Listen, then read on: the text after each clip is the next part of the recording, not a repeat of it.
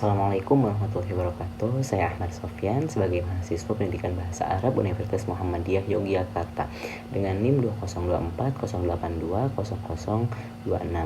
Di sini saya akan menjelaskan materi dari mata kuliah Psikologi Pendidikan, yaitu nilai-nilai Ramadan untuk meningkatkan potensi kualitas ibadah siswa. Dan di sini saya akan menjelaskan materinya. Nilai-nilai Ramadan untuk meningkatkan potensi kualitas ibadah pada siswa. Sebagai pendahuluan, Ramadan bisa dikatakan seperti pesantren kita selama 1 bulan untuk kita meningkatkan ibadah baik dari kualitas maupun kuantitas. Dan tujuan dari semua itu, ibadah di bulan Ramadan kembali kepada Quran Surat Al-Baqarah ayat 183, yaitu Ya ayyuhalladzina amanu idza kutiba alaikumusiyam kama kutiba alal ladzina min qablikum la'allakum tattaqun. Dari ayat tersebut dikatakan la'allakum tattaqun, berarti semua ibadah, semua amal-amal kebaikan di bulan Ramadan tujuannya untuk meningkatkan ketakwaan.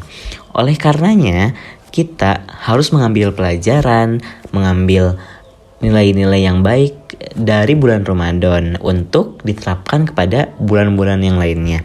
Bahkan salafus saleh dahulu, sebagaimana dikatakan oleh Ibnu Rajab Al-Hanbali dalam kitabnya Lataiful Ma'arif, yaitu mereka berdoa 6 bulan sebelum Ramadan untuk disampaikan kepada bulan Ramadan untuk melaksanakan, meningkatkan ibadah di bulan Ramadan karena pahalanya berlipat ganda.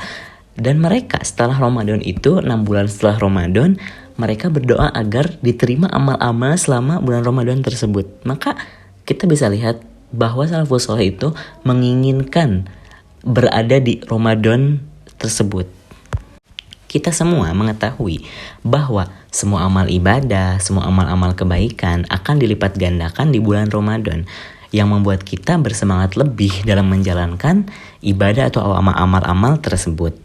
Maka jangan sampai itu ibadah, itu amal-amal kebaikan hanya diterapkan di bulan Ramadan saja. Namun kita juga harus berusaha untuk diterapkan di bulan-bulan yang lainnya.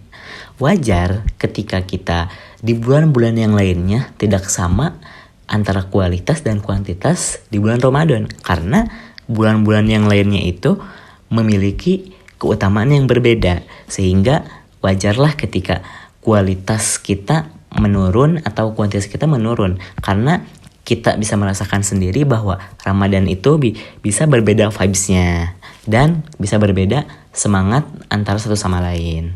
Maka dari itu kita berusaha untuk menjaga nilai-nilai baik yang ada di bulan Ramadan untuk diterapkan di bulan-bulan yang lainnya, yaitu 1.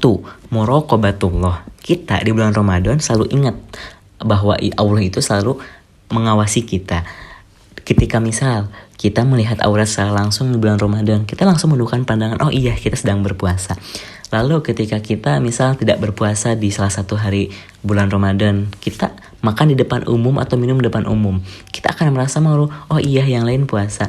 Nah, maka dari itu ketika setelah bulan Ramadan, rasa diawasi oleh Allah itu harus selalu ada gitu.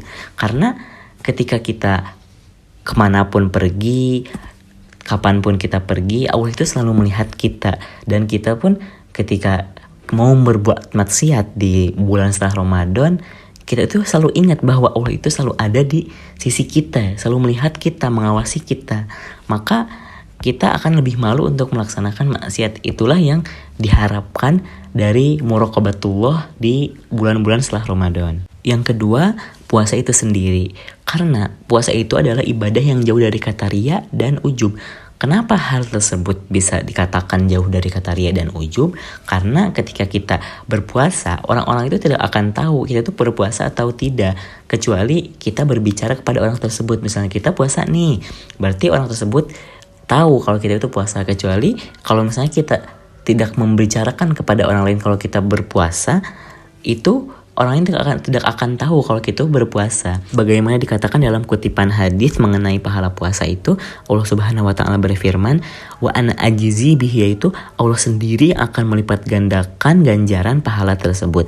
Disitulah kita mengetahui bahwa puasa itu adalah ibadah yang paling agung, paling istimewa, karena pahala tersebut dilipat gandakan oleh Allah sendiri. Ketika misal kita sholat berjamaah, itu kan kita pahala sudah dipatok, misal 27 derajat buat sholat berjamaah, sedangkan puasa itu tidak gitu.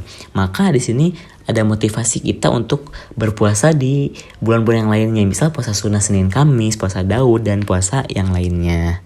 Dan disebutkan juga bahwa puasa itu amalan yang paling ikhlas karena yang mengetahui kita dan Allah saja.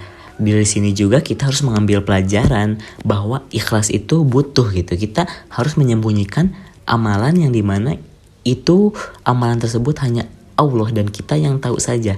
Jangan sampai amalan tersebut kita bisa menceritakan kepada orang lain gitu, yang bisa menurunkan pahala dari ibadah atau amal-amal yang kita lakukan secara sembunyi. Maka latihlah diri kita untuk bahagia dalam beramal yang tahu hanya Allah dan kita saja gitu. Karena ketika kita menyembunyikan amalan dan kita berbahagia dalam amalan tersebut, kita akan mengetahui bahwa itu adalah keikhlasan kita.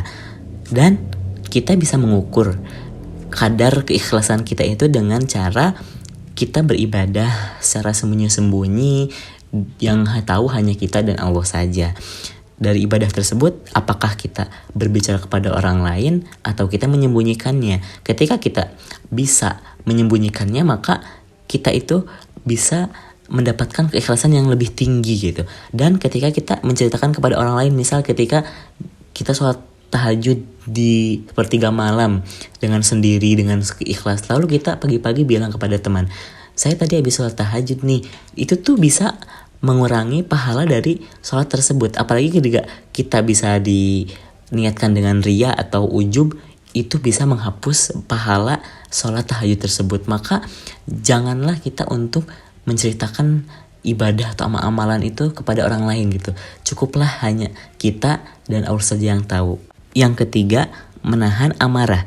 Sebagaimana dikatakan dalam hadis puasa, fala yarfuth wala yaskhab. Janganlah kalian berkata kasar dan janganlah kalian marah.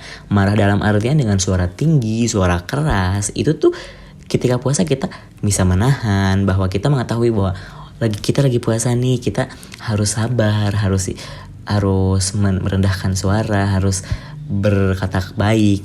Nah, ketika bisa diterapkan di puasa tersebut, maka seharusnya bisa diterapkan juga di bulan-bulan setelah puasa. Karena dengan emosi, dengan berkata kasar, dengan amarah yang tinggi, itu semua tidak akan menyelesaikan sebagai solusi dari masalah. Yang ada akan menambah beban dari pikiran-pikiran kita. Yang keempat adalah sabar. Ketika puasa kita bersabar dalam menahan rasa lapar, haus, dan capek, dan sebagainya dari subuh hingga adzan maghrib. Namun itu semua kita laksanakan dengan penuh harapan pahala agar mendapat pahala yang utuh. Begitu juga ketika Ramadan selesai, sabar ini harus tetap ada dalam diri kita. Kenapa? Karena sabar ini merupakan akhlak yang baik, merupakan akhlakul karimah yang mendapatkan pahala yang besar. Kita harus selalu bersabar dalam segala apapun itu, terutama apa-apa yang menimpa dalam diri kita yang kita itu tidak sukai. Itulah kesabaran kita diuji oleh Allah Subhanahu wa taala. Ketika kesabaran tersebut berhasil kepada seseorang, maka Allah akan mengasih ganjaran tiada batas sebagaimana disebutkan dalam Quran surat Az-Zumar ayat 10, innama yuwaffas shobiruna ajrahum bighairi hisab.